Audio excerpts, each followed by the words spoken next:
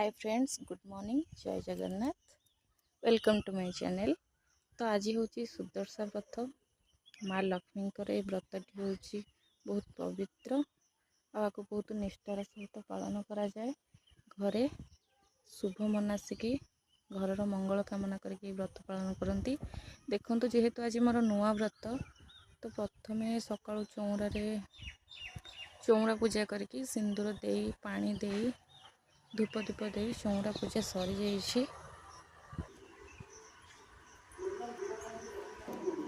देखु ये आमर नना पूजा करेंगे, तो तापाई सब प्रिपरेशन हो सारी। यहाँ आम भगवत घर जोटि कि भागवत गोसाई अच्छा, भगवत गीता भी पढ़ा जाए, तो तापाई सब प्रिपरेशन हो सारी। देखु